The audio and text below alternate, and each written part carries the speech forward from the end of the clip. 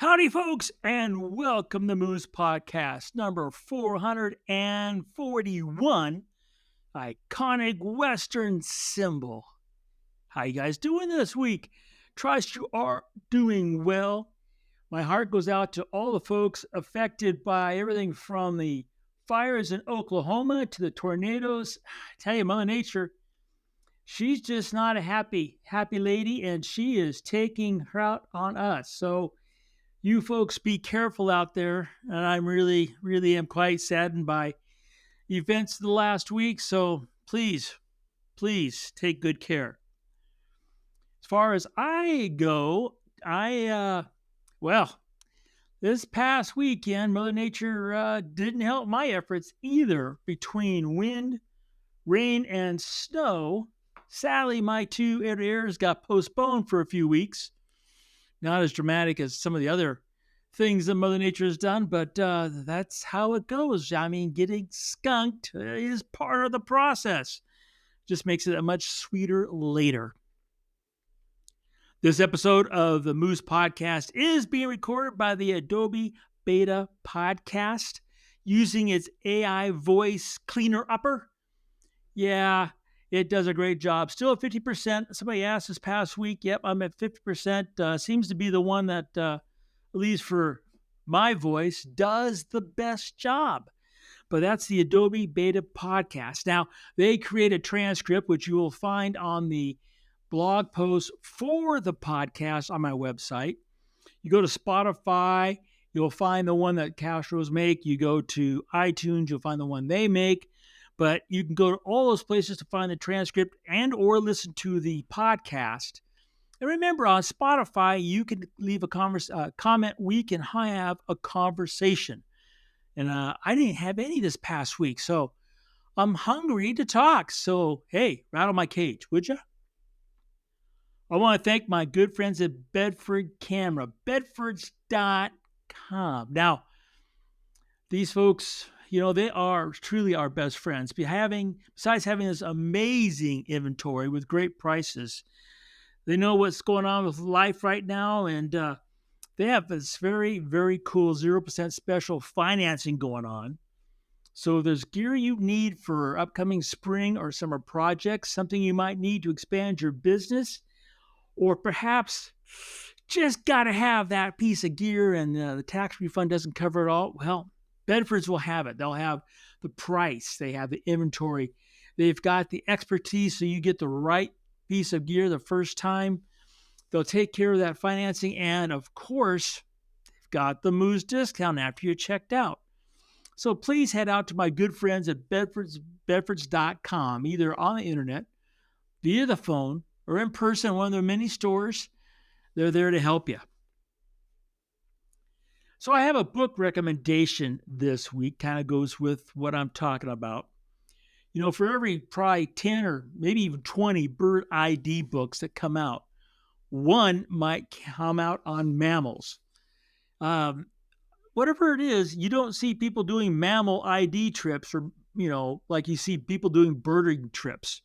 I mean, there's birding, but you don't see anything called mammaling, right? Sounds funny, right? Well, is there one book on mammals that would put you on the right track, give you the information you need for learning a species, even writing an article? Yeah, that's this week's book recommendation. It's called the Smithsonian book, North American Mammals, edited by Don Wilson and Sue Ruff. Good people. Now, this is a heavy-duty book. I mean, it's a big book. It's an inch and a half thick. It has got lots of great information. How many pages? It is, 732 pages? Yeah, we're talking about a massive volume. That will cover almost all you ever want to know about mammals. If you really want into specific details, you'd have to find something that's like 2025 new kind of things. Otherwise, this has got you covered. So, check it out. Got longer evening hours now. Good time to pull out a book. The Smithsonian Book of North American Mammals on Moose's book recommendation list. So I didn't do a mammal or a critter story last week. Um, some of you called me out on it because I said I'd do it the second week. Well, I was saving it for this week. The iconic Western symbol. Know what it is? Yeah, it's the bison. I mean, the bison is a classic. Now, the very first thing I want to just cover, okay, because I'm always saying bison, and some people say, no, it's called buffalo. And no, it actually is bison. The scientific name is bison, bison, bison. Seriously, not making it up. It's the genus bison, the species bison, the subspecies bison. Its Latin name is bison, bison, bison. So, where did buffalo come from?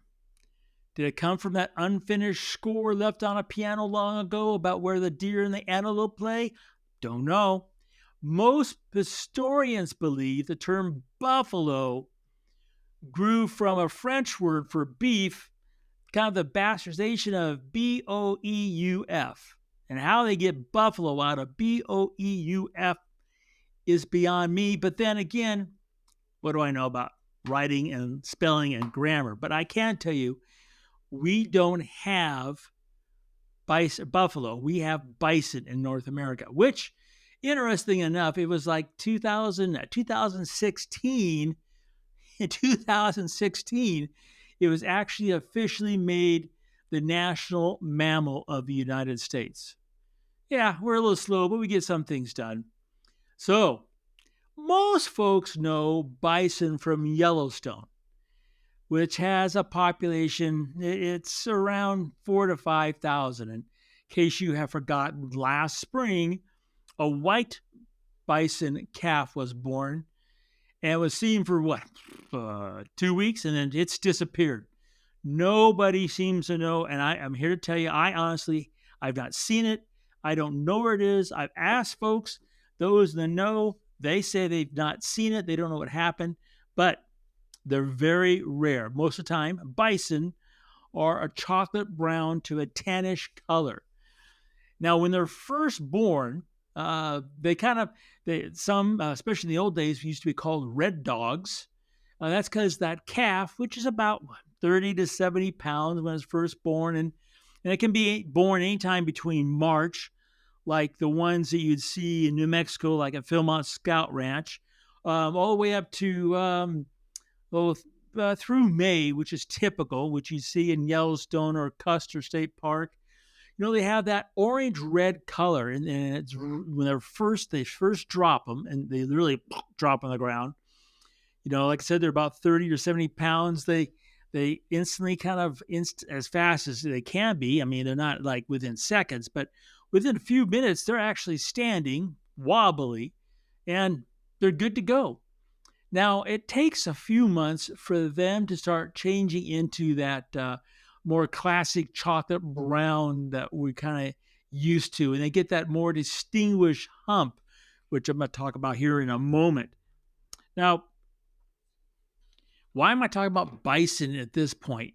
That's a really good question. Well, that's because April's around the corner, and if depending where you are, you could have young calves if you're down in New Mexico. And pretty soon, as you start moving up the continent, you're going to start having those calves. And I tell you, there is nothing cuter than a brand new bison calf. They are just absolutely just the cutest thing on the planet. Now, you might have heard the story that once upon a time, we pretty much decimated the herds of bison. First for their coats, and then for their bones, and so it was almost about turn of the century, 1900, when can't make this stuff up. The American Bison Society started to work towards bringing them back.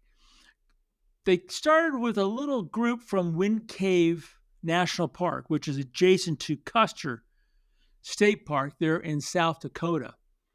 And they slowly started reestablishing the herd. Now, this is the seed for some of the big herds we have now, but it wasn't the ones at wind cave weren't the only bison left on the North American continent. Now keep in mind that, and it's kind of I don't. I'm gonna say it's just not carved in stone, but it's they think that the millions that were here, they got down to less than 1,000. So millions down to 1,000. That's pretty decimated. Now bison, they can run up to 35 miles an hour. Did you know they can go that fast? I can't run that fast. Not even close. And the thing about them is that they kind of like they can almost spin on a dime. And I watched, and I've talked about the wolves we saw take down a cow there in Yellowstone in January. And we saw 2 cows spin in the snow 180 degrees on a dime. So their agility, for lack of better terms, and their speed, leave those things alone. You don't pet the big shaggy dogs. I'll get to more of that in a second. Now, they're born, and one thing I always they just all that bulk that they get. Keep in mind that they can get up to 2,000 pounds. That's a ton for an old bull. Okay, and old bulls are the ones you see not with the herd. You'll see them as loners. They're just too pooped to pop anymore.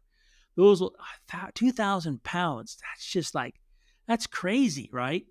Well, those big guys, all right, they do it all on grass.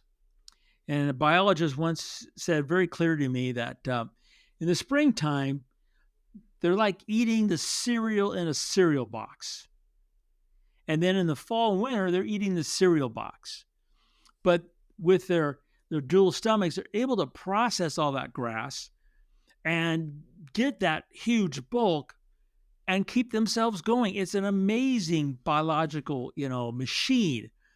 And keep in mind that back in the day, the folks coming across the plains where there is no trees, all right, that you would have all these bison biscuits that they would burn as fuel because it was just basically condensed straw.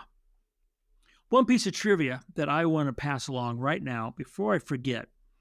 If you're going in Yellowstone and you see a whole lot of trees along the road that are missing the bark, most folks think that's bison doing that, trying to scratch off their winter coats. Actually, most of that bark that comes off the trees is from the snow plows that go by really fast and shoot out that snow. That's what's stripping most of that bark. So there's your piece of Yellowstone trivia for the day. So bison, they put on weight, they put on fat. That's the weight. And they put on this huge, thick coat for the winter. And then starting when they start dropping calves, depending on where you are, March through May, they start shedding that coat. Now, why am I telling you that piece of trivia? Because I think you might want to photograph them. I know I love photographing bison. I have been photographing them for a long time. So you've got, as far as I am personally concerned, 2.5 times in the year. It's the best to photograph them. So those times is in the very, very last draws of dropping the little calves. So whether you're down in Mexico in March or up in Yellowstone, maybe in Canada, May, that's probably the last time I'll photograph bison in the springtime. Summertime, they just kind of, they just don't have the same majestic, iconic Western symbol status when they have just their summer coats on.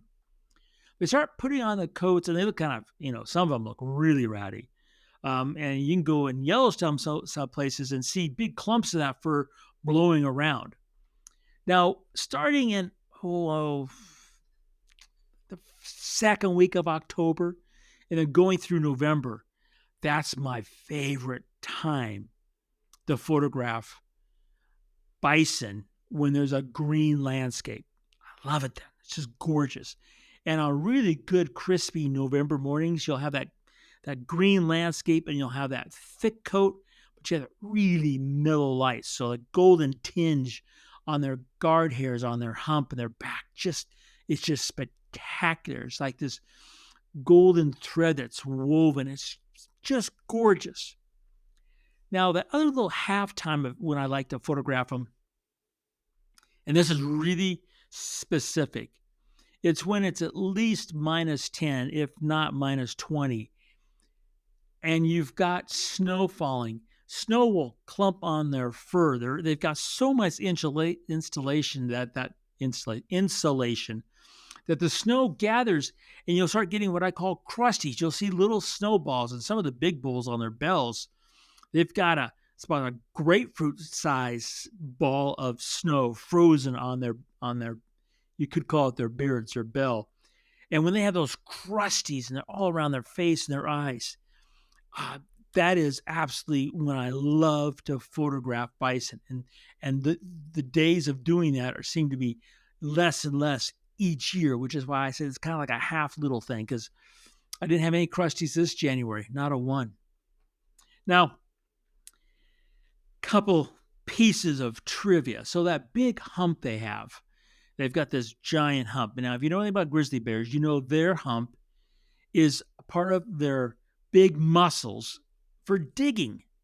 They like to dig. They root around for everything from earthworms to ground squirrels to forbs and tubers, stuff like that. Well, a little bit different on that hump on the bison.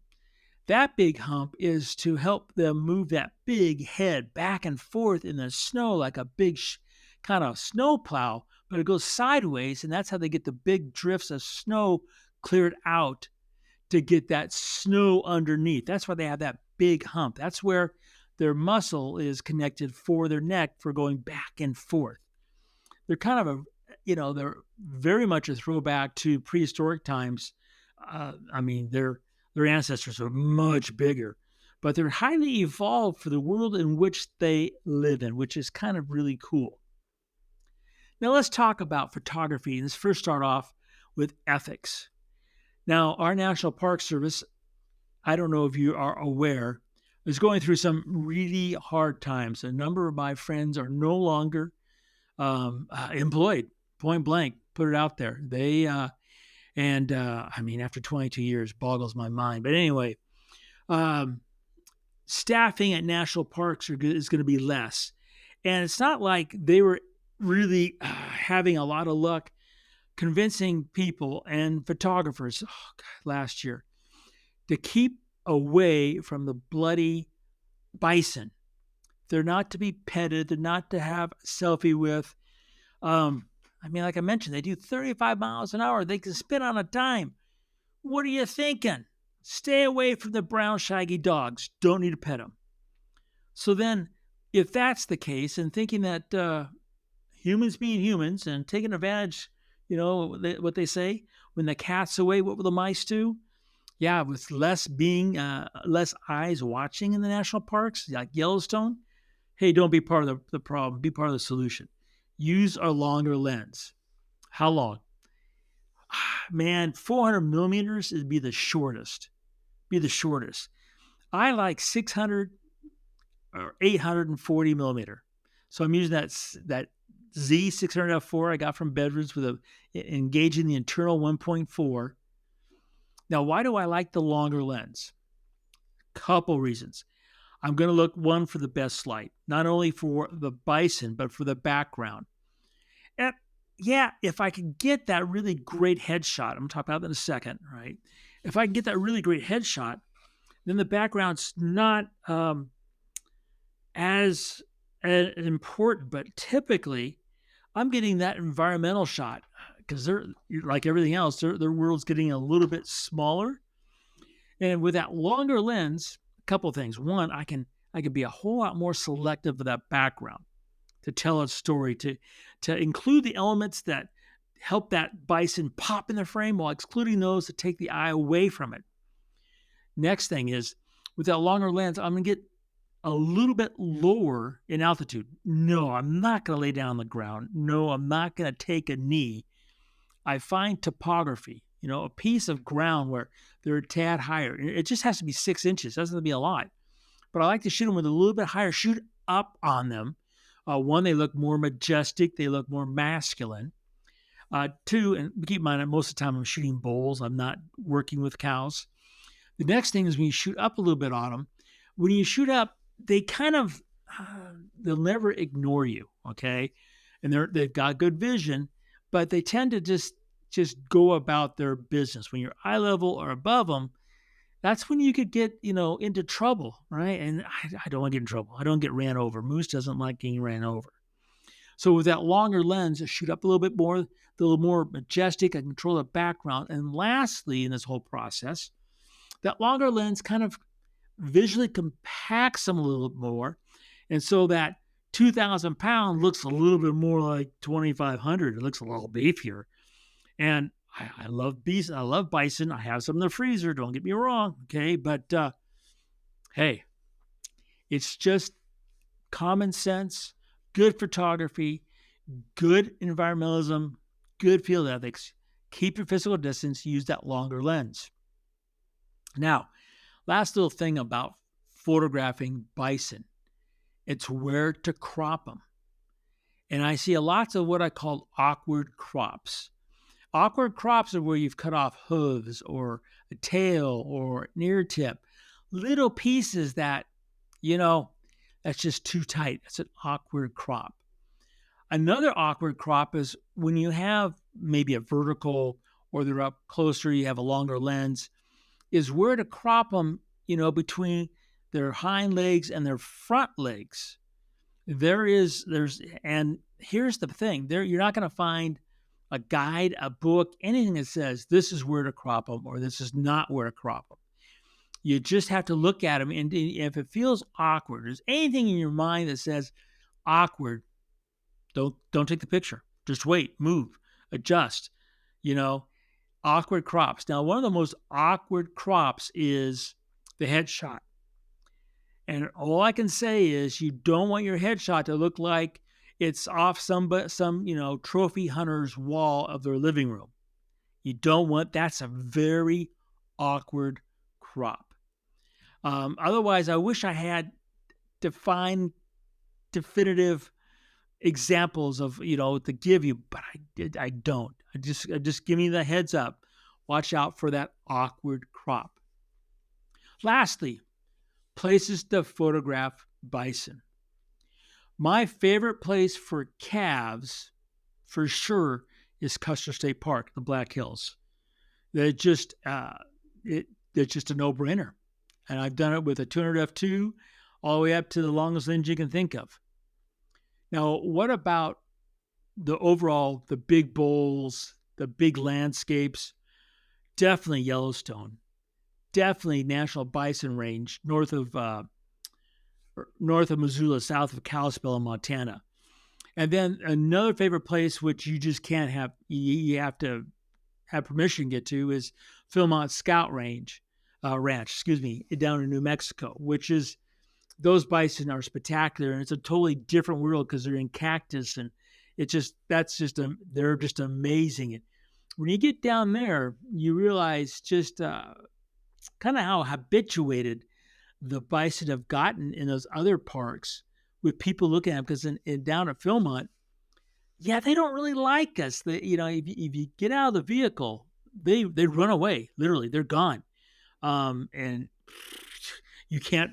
They go through all this cactus and stuff, and you just can't keep up with them.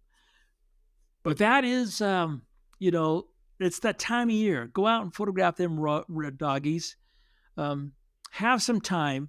Be respectful, and share those images. You come back with everybody else of bison. The iconic Western symbol. You folks have a great week. Take care. Please reach out. I'm here to help any way I can. And remember to make every click your story.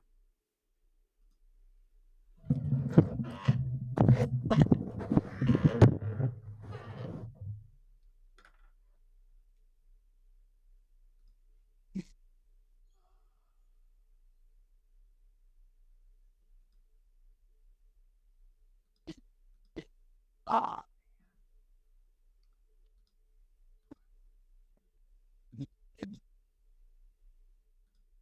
Mhm.